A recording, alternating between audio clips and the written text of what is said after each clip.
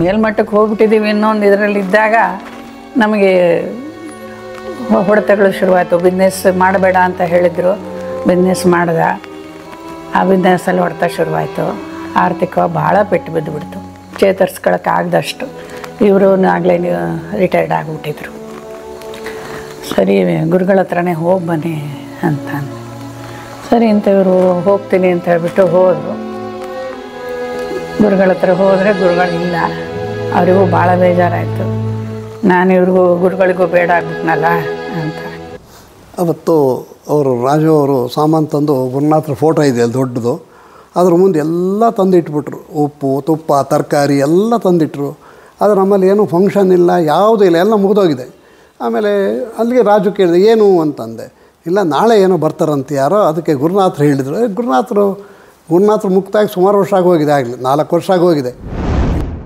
ಸಾಯಂಕಾಲ ಕಾದ್ಬಿಟ್ಟು ಹೇಳಿ ಕಳಿಸಿದ್ರು, ಪಾರಪ್ಪ ಇಲ್ಲಿ ಅಂತಂದರು. ಏನು ಅಂತ, ನಾನು ಕೆಲಸ ಹೇಳ್ತೀನಿ ಮಾಡ್ತೀಯಾ ಅಂದರು.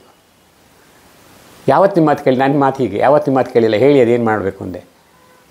ಕಾರ್ ಕೊಟ್ಬಿಡು ಅಂದರು. 4-5 ವರ್ಷ ಆಗಿತ್ತು ಅಂತ ಅನಿಸುತ್ತೆ ಅದನ್ನು ಉಪಯೋಗಿಸಿ. ಕಾರ್ ಕೊಟ್ಬಿಡು ಅಂದರು. ಹೇಳಿ ತಕ್ಷಣ ಹೇಳಿದೆ, ಆಯಿತು ಕೊಟ್ಟೆ ಅಂತಂದೆ. ಅವತ್ತಿನಿಂದ ನಾನು ಕಾರ್ ಮುಟ್ಟಲಿಲ್ಲ. 1-1.5 ತಿಂಗಳು ಪ್ರಯತ್ನ ಪಟ್ಟೆ. ಕಡೆಗೆ ಅದು ವ್ಯಾಪಾರ ಆಯಿತು, ಅದನ್ನು ಕೊಟ್ಟು ಬೇರೆ ತಗೊಂಡು ಬಂದೆ. ಅವ್ರು ಹೇಳಿದ್ದನ್ನು ನಾನು ಯಾವತ್ತೂ ಮೀರ್ತಿರಲಿಲ್ಲ.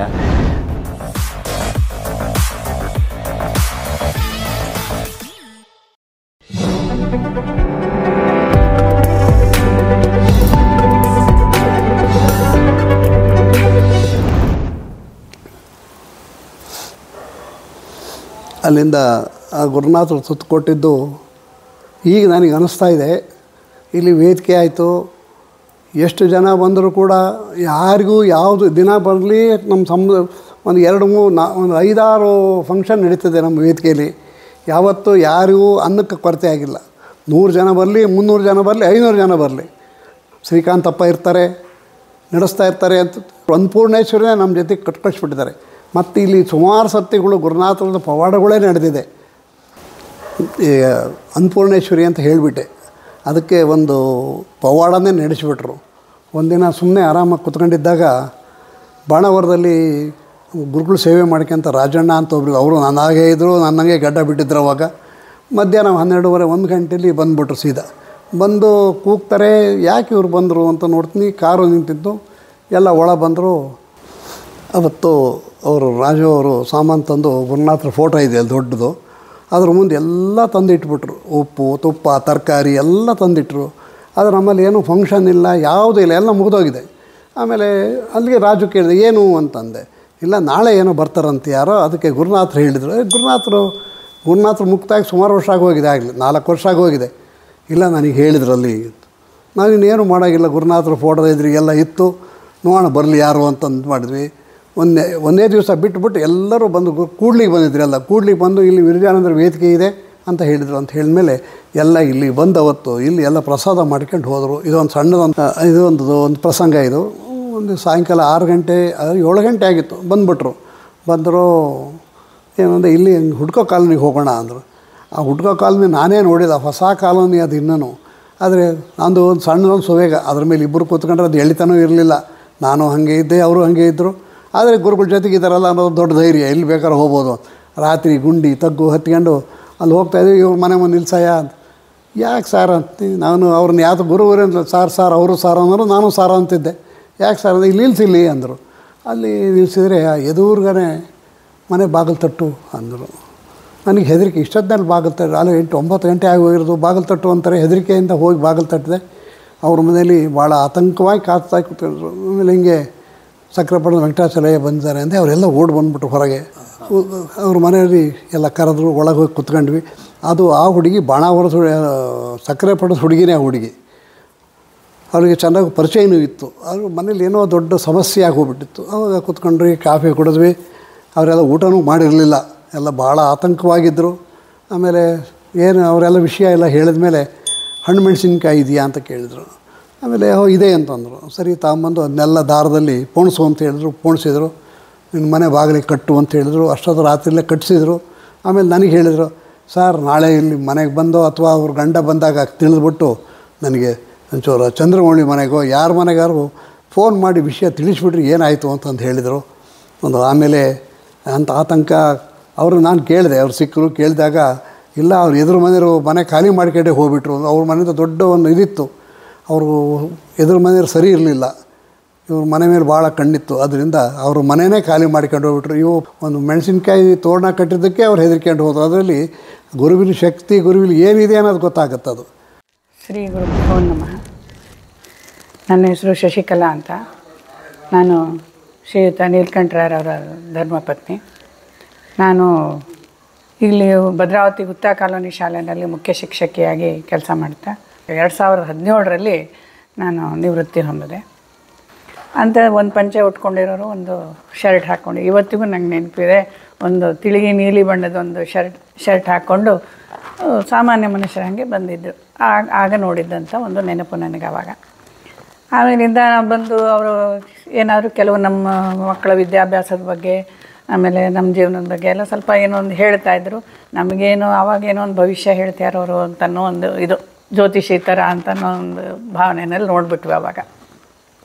ಆಗ ನಮಗಿನ್ನೂ ಗುರುಗಳವರು ಅವಧೂತರು ಅನ್ನೋವಂಥ ಒಂದು ಏನೂ ಗೊತ್ತಿರಲಿಲ್ಲ ಇದು. ಹಾಗೆ ನೋಡಿದಂಥ ನೆನಪು.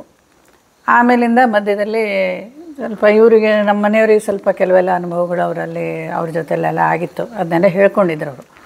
ರತ್ನಾಕರ್ ಭಟ್ ಅಂತ ಸ್ಟೇಟ್ ಬ್ಯಾಂಕಲ್ಲಿ ಅವನು ಮ್ಯಾನೇಜರಾಗಿ ಕೆಲಸ ಮಾಡ್ತಾಯಿದ್ದ. ಅವನು ಸ್ವಲ್ಪ ಆಧ್ಯಾತ್ಮಿಕದ ಕಡೆಗೆ ಇದ್ದಂಥನು. ಅವರು ಗುರುಗಳ ಹತ್ರ ಎಲ್ಲ ಸ್ವಲ್ಪ ಆಧ್ಯಾತ್ಮಿಕ ಚರ್ಚೆ ಎಲ್ಲ ಮಾಡ್ತಾಯಿದ್ರು. ಆವಾಗ ಅಣ್ಣನ ಹತ್ರ ಕೇಳ್ಕೊಂಡಾಗ ಆಯಿತಾ ನಾನು ಕರ್ಕೊಂಡು ಹೋಗ್ತೀನಿ ಬಾ ಅಂತ ಹೇಳಿ. ಅವರು ಹೀಗೆಲ್ಲ ಇದೆ ಅಂತ ಏನೂ ಹೇಳಿರಲಿಲ್ಲ ನಮ್ಮ ಅಣ್ಣನು. ನಾನಲ್ಲಿ ಹೋದಾಗ ಮಾತ್ರ ನನಗೆ ಅವಾಗ ಶಾಕ್ ಆಯಿತು. ಓದೋತ ಸ್ಥಿತಿಲಿದ್ದರು ಇವು. ನಾನು ನೋಡಿದಂಥ ವೆಂಕಟಾಚಲಯ್ಯನವರಿಗೂ ಈಗ ನೋಡ್ತಾ ಇರೋ ಗುರುಗಳಿಗೂ ಭಾಳ ವ್ಯತ್ಯಾಸ ಇತ್ತು. ಅವಾಗ ನೋಡಿದಾಗ ನಂಗೆ ಭಾಳ ಕಣ್ಣಲ್ಲೆಲ್ಲ ನೀರು ಬಂದುಬಿಡ್ತು ಒಂಥರ. ಇನ್ನು ಏನಾಗ್ತಿದೆ ಅಂತ ಹೇಳೋಕ್ಕಾಗಲಿಲ್ಲ ನನಗೆ. ಅವಾಗ ಕೂತ್ಕೋ, ಈಗ ಬಂದ್ಯಾ ಅಂದರು. ಅಂದರೆ ಇಷ್ಟು ದಿನ ನಾನು ಮರ್ತು ಬಿಟ್ಟಿದ್ದೆ ಅನ್ನೋ ಅಂತ ಒಂದು ಇದರಲ್ಲಿ ಹೇಳಿದರು. ಅಂತ ಕೂತ್ಕೊಂಡೆ. ಅಷ್ಟೊತ್ತಿಗೆ ಯಾರೋ ಹೂವು ತೊಗೊಂಬಂದರು. ಒಂದಷ್ಟು ಹೂವು ನನಗೆ ಕೊಟ್ಟರು. ಕನಕಾಂಬರ ಹೂವು ಅಂದ್ರೆ ನಂಗೆ ಭಾಳ ಇಷ್ಟ. ಅದನ್ನು ತಿಳ್ಕೊಂಡಿದ್ರೆ ಏನೋ ಗೊತ್ತಿಲ್ಲ. ಆ ಹೂವನ್ನು ತೊಗೊಂಬ ಇಲ್ಲಿ ಅವ್ರಿಗೆ ಕೊಡು, ಮುಡ್ಕೋದನ್ನ ಅಂದರು. ಮುಡ್ಕೊಂಡೆ. ಆಯಿತು ಸರಿ ಅಂದರು. ಕೂರಿಸಿದ್ರು, ಹೋಗೋದು. ಹೊರಟು ಮೆಟ್ಲಿಳು ಹೊರಟು ಬಿಟ್ರು. ಹೋಗ್ಬಿಟ್ರಲ್ಲ ಏನು ಮಾಡೋದು ಅಂತ ಅಲ್ಲಿದ್ದವರು, ಇಲ್ಲ ನೀವು ಹೋಗ್ರಿ, ಹಿಂದಕ್ಕೆ ಹೋಗಿ ಅಲ್ಲಿ ದೇವಸ್ಥಾನದ ಹತ್ರ ಹೋಗ್ತಾರೆ. ಸರಿ ಅಂತ ಹೋದೆ. ಅಲ್ಲಿಂದ ಪಕ್ಕದಲ್ಲಿರೋಂಥ ದೇವಸ್ಥಾನಕ್ಕೆ ಹೋದರು. ಅಲ್ಲೂ ನಿಲ್ಲಿಲ್ಲ. ಅಲ್ಲಿಂದ ಅಲ್ಲಿ ಹೋದರು. ಅಲ್ಲೂ ಆಂಜನೇಯ ಸ್ವಾಮಿ ದೇವಸ್ಥಾನದ ಪಕ್ಕದಲ್ಲಿ ಒಂದು ಈಶ್ವರ ದೇವಸ್ಥಾನ ಇತ್ತು, ಅಲ್ಲೇ ಅವ್ರ ಮನೆ ಹತ್ರ. ಅಲ್ಲಿ ಹೋಗಿ ಕೂತ್ಕೊಂಡ್ರು. ಅವಾಗ ಕೂತ್ಕೊಂಡಾಗ ಯಾಕೆ ಬಂದಿದ್ದೀಯಾ? ಇಲ್ಲ ಮಗನ ವಿಚಾರದಲ್ಲಿ, ಈಗೇನು ಕೇಳಬೇಡ, ಹೊರಟುಬಿಡು ಅಂದರು. ಆಮೇಲೆ ಇಲ್ಲ ನಾನು ಏನಾದ್ರು ಒಂದು ಕೇಳಬೇಕಿತ್ತು ಅವನ ವಿಚಾರದಲ್ಲಿ, ಅವನ ಭವಿಷ್ಯಕ್ಕೆ ಏನಾದ್ರು ತೊಂದರೆ ಆಗುತ್ತನೋ ಅಂತಂದು. ನಾನು ಹೇಳಿದ್ನಲ್ಲ ಈಗೇನು ಕೇಳಬೇಡ ಅಂತ ಅಂದರು. ಇಡ್ಲಿ ತರಿಸಿದ್ರು. ಇಡ್ಲಿ ತಿಂದ್ಬಿಟ್ಟು ಹೋಗ್ತಾಯಿರು ಅಂದರು. ಅವರು ಎಷ್ಟು ಹೇಳಿದ್ರು ನಂಗೆ ಅವ್ರನ್ನ ಬಿಟ್ಟು ಹೋಗೋಕೆ ಆಗ್ತಾಯಿಲ್ಲ. ಆಮೇಲೆ ಏನಾರು ಆಗಲಿ, ಒಂದು ಪ್ರೈವೇಟ್ ಕೆಲಸ ಅಥವಾ ಬಿಸ್ನೆಸ್ಸು ಅಂತ ಮಾಡೋದು ಬೇಡ, ಅವ್ನು ಬೇರೆ ಎಲ್ಲರೂ ಕೆಲಸಕ್ಕೆ ಹೋಗಲಿ, ಅಷ್ಟೇ ನಡೀತಾ ಇರಿ, ನೀನು ಕೇಳಬೇಡ ನೀನಿಲ್ಲಿ ಅಂತ ಹೇಳಿದ್ರು. ಮೇಲ್ಮಟ್ಟಕ್ಕೆ ಹೋಗ್ಬಿಟ್ಟಿದ್ದೀವಿ ಇನ್ನೊಂದು ಇದರಲ್ಲಿದ್ದಾಗ ನಮಗೆ ಹೊಡೆತಗಳು ಶುರುವಾಯಿತು. ಬಿಸ್ನೆಸ್ ಮಾಡಬೇಡ ಅಂತ ಹೇಳಿದರು. ಬಿಸ್ನೆಸ್ ಮಾಡ್ದೆ. ಆ ಬಿಸ್ನೆಸ್ಸಲ್ಲಿ ಹೊಡೆತ ಶುರುವಾಯಿತು. ಆರ್ಥಿಕವಾಗಿ ಭಾಳ ಪೆಟ್ಟು ಬಿದ್ದುಬಿಡ್ತು. ಚೇತರಿಸ್ಕೊಳ್ಳೋಕ್ಕಾಗ್ದಷ್ಟು. ಇವರು ಆಗಲೇ ರಿಟೈರ್ಡ್ ಆಗಿಬಿಟ್ಟಿದ್ರು. ಸರಿ ಗುರುಗಳ ಹತ್ರನೇ ಹೋಗಿ ಬನ್ನಿ ಅಂತ ಅಂದೆ. ಸರಿ ಅಂತ ಇವರು ಹೋಗ್ತೀನಿ ಅಂತ ಹೇಳ್ಬಿಟ್ಟು ಹೋದರು. ಗುರುಗಳ ಹತ್ರ ಹೋದರೆ ಗುರುಗಳಿಲ್ಲ. ಅವರಿಗೂ ಭಾಳ ಬೇಜಾರಾಯಿತು. ನಾನು ಇವ್ರಿಗೂ ಗುರುಗಳಿಗೂ ಬೇಡ ಆಗ್ಬಿಟ್ನಲ್ಲ ಅಂತ. ಅಷ್ಟೊತ್ತಿಗೆ ಒಳಗಿಂದ ಭರಮಸಾಗರದಲ್ಲಿ ಆರಾಸೆಯರು ಅಂತ ಇದ್ದರು. ಅವರು ಯಾಕೆ ಹಂಗೆ ಹೇಳ್ತೀಯ, ತಗೋ ಇದ್ದಾರೆ ಗುರುಗಳು ಅಂತ ಹೇಳ್ಬಿಟ್ಟು ಶಂಕರಲಿಂಗ ಭಗವಾನರ ಚರಿತ್ರೆಯನ್ನು ಕೊಟ್ಟರು. ಆ ಚರಿತ್ರೆ ಪುಸ್ತಕನ ಕೊಟ್ಟ ತಕ್ಷಣ ಇಡೀ ಒಂಥರ ಮನಸ್ಸಿಗೇನೋ ಇದಾಯಿತು. ಆಯಿತು ಬರ್ತೀನಿ ಅಂತ ಬಂದರು. ಬಂದು ನನಗೆ ಏನೋ ಹೇಳಿದಾರೋ ಏನೋ ಅಂತಂದು ಕೇಳ್ಕೋಣ, ಇಲ್ಲ ಅವ್ರಿಗೆ ಸಿಕ್ಕಲಿಲ್ಲ, ಈ ಪುಸ್ತಕ ಕೊಟ್ಟರು ಅಂದರು. ಆಗಲಿ ಅಂತೇಳಿ ಆ ಪುಸ್ತಕನ ಅವತ್ತು ರಾತ್ರಿನೇ ಓದಿದೆ, ಪೂರ್ತಿಯಾಗಿ ಓದಿದೆ.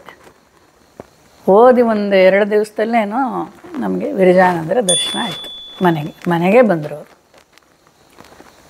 ಈ ರೀತಿ ಒಳಗೆ ನಮಗೆ ಗುರುನಾಥರು ವಿರಜಾನಂದರನ್ನೇ ಕಳಿಸ್ಕೊಟ್ರು. ಗುರುವೇ ನಮ್ಮ ಮನೆಗೆ ಹುಡ್ಕೊಂಡು ಬಂದಂಗೆ ಆಯಿತು. ಅವತ್ತು ಬಂದವರು ಇವತ್ತು ಇಲ್ಲಿ ಸ್ಥಿರವಾಗಿ ನಿಂತಿದ್ದಾರೆ.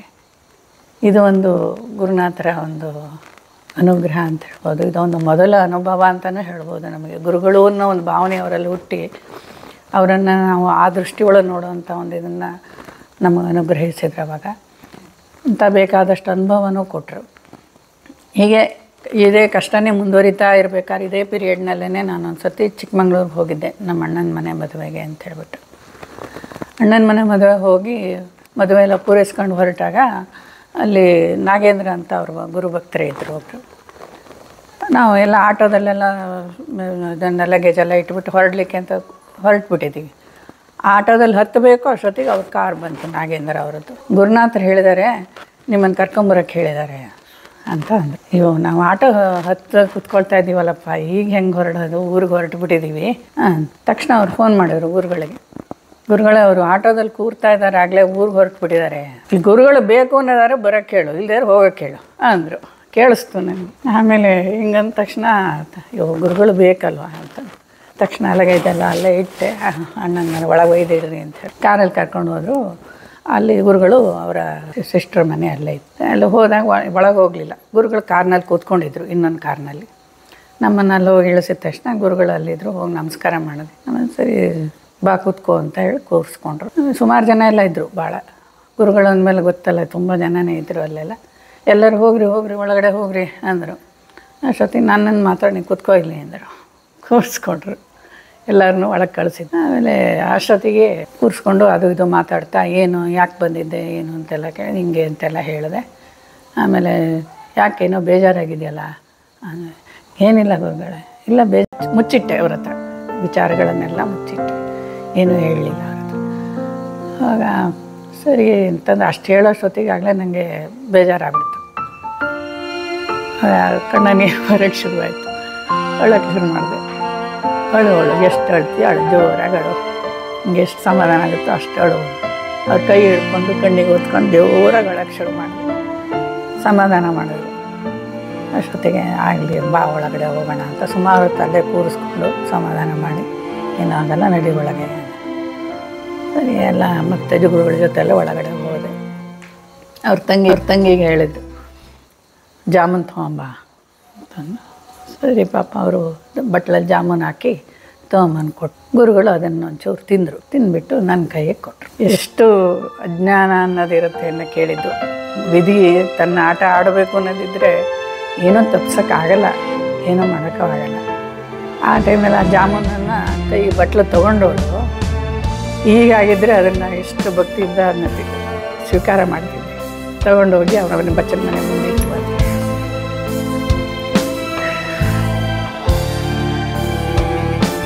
ನಕ್ಕರು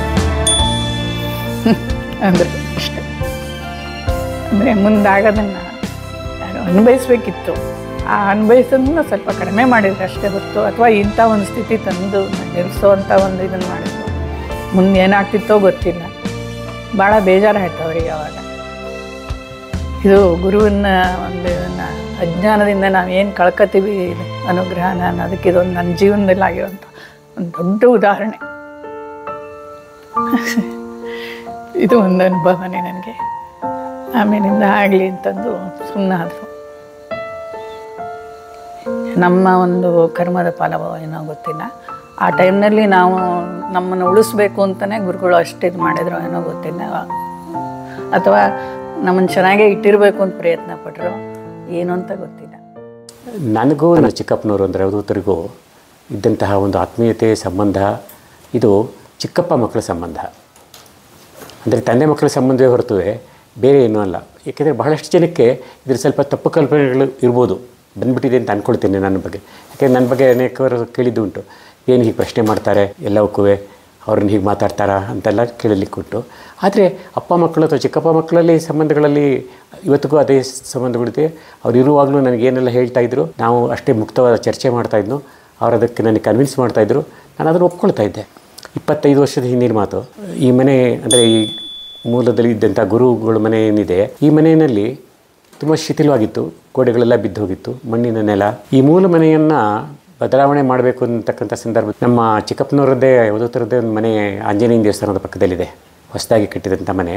ಅದು ಮೂಲದಲ್ಲಿ ಅಚ್ಚುತನಿಗೆ ಅಂತ ಕಟ್ಟಿದಂಥ ಮನೆ ಅದು. ಅಲ್ಲಿ ಕೆನರಾ ಬ್ಯಾಂಕ್ ಬಂದಿತ್ತು, ಮೂಲದಲ್ಲೇ ಕೆನರಾ ಬ್ಯಾಂಕ್ ಇಲ್ಲೇ ಬಂದಿದ್ದು ಸುಮಾರು 40 ವರ್ಷದ ಹಿಂದೆನೇ. ಆವಾಗ ಮ್ಯಾನೇಜರ್ ಕೂಡ ಹೇಳಿದರು, ಏನಾದರೂ ನೀವು ಹೊಸ ಮನೆ ಕಟ್ಟೋದಾದರೆ ನಿಮಗೆ ಆರ್ಥಿಕ ಸಹಾಯವನ್ನು ಬ್ಯಾಂಕಿಂದ ಕೊಡ್ತೀನಿ, ಮಾಡಿಸಿದ್ರೆ ಮಾಡಿ ಅಂತ ಹೇಳಿದರು. ನಾನು ಬೇಡ ಅಂತ ಅಂದ್ಕೊಂಡು ಸುಮ್ಮನೆ ಬಂದಿದ್ದೆ. ಆದರೆ ಅವತ್ತು ಸಾಯಂಕಾಲ ನಮ್ಮ ಚಿಕ್ಕಪ್ಪ ನನ್ನ ಕರೆದ್ರು, ಏನು ಮನೆ ಎಲ್ಲ ರಿಪೇರಿ ಮಾಡಿಸ್ಕೊಂಡು ಹೋಗ್ತೀವೋ ಅಥವಾ ಹೊಸ ಮನೆಯೇ ಕಟ್ಟಲಿಕ್ಕೆ ಹೊರಟಿದೆಯೋ, ಏನೋ ಮಾಡ್ತಿದೀಯಾ ಅಂತ. ಆಮೇಲೆ ಇಲ್ಲ, ನನ್ನ ಹತ್ರ ಇರತಕ್ಕಂಥದ್ದೇ ಇಷ್ಟು ಹಣ, ಹೊಸ ಮನೆ ಕಟ್ಟೋಷ್ಟು, ತಾರಸಿ ಬಿಲ್ಡಿಂಗ್ ಕಟ್ಟೋಷ್ಟು ನನ್ನ ಹತ್ರ ಇಲ್ಲ, ನಾನು ಇಷ್ಟರೊಳಗೆ ಮುಗಿಸ್ಕೊಳ್ತೀನಿ ಅಂತಂದೆ. ಹಾಂ ಸರಿ, ಹಾಗಿದ್ದರೆ ಸರಿ. ಯಾಕೆ ಅಂತಂದರೆ ಆ ಮನೆಯನ್ನು ಪೂರ್ತಿ ಡಿಮಾಲಿಷ್ ಮಾಡಿ ಹೊಸದಾಗಿ ತಾರಸಿ ಬಿಲ್ಡಿಂಗ್ ಕಟ್ಟಲಿಕ್ಕೆ ಹೋಗಬೇಡಪ್ಪ. ಯಾಕೆ ಅಂತಂದರೆ ಅಲ್ಲಿ 4 ತಲೆಮಾರನ್ನು ನಮ್ಮನ್ನು ಕಾಪಾಡಿರ್ತಕ್ಕಂಥ ಮನೆ. ನಿನ್ನ ಮನೆಯನ್ನು ಏನೇ ಬದಲಾಯಿಸ್ಕೊಳ್ಳೋದಿದ್ರೆ ಎಷ್ಟು ಬೇಕೋ ಅಷ್ಟನ್ನು ಅಗತ್ಯವಾಗಿರ್ತಕ್ಕಂಥದ್ದನ್ನು ಮಾಡ್ಕೋ, ಆದರೆ ಆಯವನ್ನು ಮಾತ್ರ ಬದಲಾಯಿಸಬೇಡ ಅಂತಲೇ ನೇರವಾಗಿ ಹೇಳಿದರು ನನ್ನ. ನಾನು ಹೇಳಿದೆ, ಖಂಡಿತ ಆಯವನ್ನು ಬದಲಾಯಿಸಲ್ಲ, ನೀವು ಹೇಳಿದಾಗೆ ಮಾಡ್ತೀನಿ ಅಂತ ಹೇಳಿ ಅದೇ ರೀತಿಯಲ್ಲಿ ನಡ್ಕೊಂಡು ಎಲ್ಲ ಪೂರ್ಣ ಮನೆಯೆಲ್ಲ ಆದಮೇಲೆ ಅದು ವಾಸ್ತು ಹೋಮ, ರಾಕ್ಷೋಗ್ನ ಹೋಮ ಇತ್ಯಾದಿಗಳನ್ನೆಲ್ಲ ನಮ್ಮ ಗುರುಗಳ ಕಡೆಯಿಂದಲೇ ಮಾಡಿಸಿ ಆಯ ಬದಲಿಸಿದಲ್ಲೇ ಅವ್ರು ಹೇಳಿದಂಗೆ ಮಾಡಿದೆ. ನಾನು ಅದೇ ರೀತಿ ನಡ್ಕೊಂಡೆ. ಅಪ್ಪಿತಪ್ಪಿ ನಾನೇನಾದರೂ ಸಾಲ ಮಾಡಿದರೆ ಏನಾಗ್ತಿತ್ತಪ್ಪ ಅನ್ಲಿಕ್ಕೆ ಮಾರನೇ ವರ್ಷದಿಂದ ಬರಗಾಲ ಶುರುವಾಯಿತು. ಅಡಿಕೆ ಪೈರಿಲ್ಲ, ಏನೂ ಇಲ್ಲ. ನಾನೇನಾದರೂ ಸಾಲ ಮಾಡ್ಕೊಂಡಿದ್ರೆ ದೊಡ್ಡ ಸಾಲಗಾರನಾಗ್ತಾ ಇದ್ದೆ. ಅದಕ್ಕೆ ಅವಕಾಶ ಆಗಲಿಲ್ಲ. ಅವ್ರು ಹೇಳಿದಂಗೆ ಕೇಳಿದ್ದೀನಿ. ಆದರೆ ನನಗೆ ಯಾವುದನ್ನು ಸಮಸ್ಯೆಗಳಿರ್ತಿತ್ತು ಅದನ್ನು ಚರ್ಚೆ ಮಾಡ್ತಾ ಇದ್ದೆ ಅಷ್ಟೇ. ಆದರೆ ಬೇರೆಯವರಿಗೆ ಬಹುಶಃ ಆ ರೀತಿ ಅನಿಸಿದೆ, ನಾವು ದಾಯಾದಿಗಳು ಈಗ ಇನ್ನೂ ಏನು ಮಾಡ್ತಾನೆ ಅಂತ. ಸತ್ಯವಾಗಿ ಅವರ ತಪ್ಪು ತಿಳುವಳಿಕೆ ಅದಷ್ಟೇ.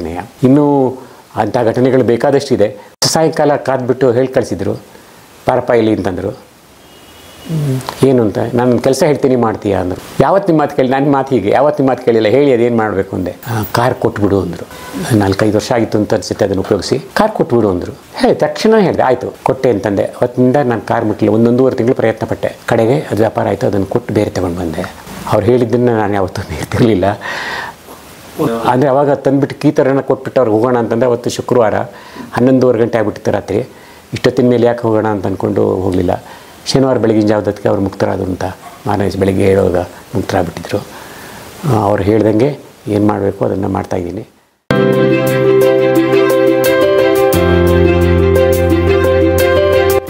ದಯಮಾಡಿ ಲೈಕ್ ಮಾಡಿ, ಶೇರ್ ಮಾಡಿ, ಸಬ್ಸ್ಕ್ರೈಬ್ ಮಾಡಿ, ಮರೆಯದೆ ಬೆಲ್ ಬಟನ್ ಒತ್ತಿ.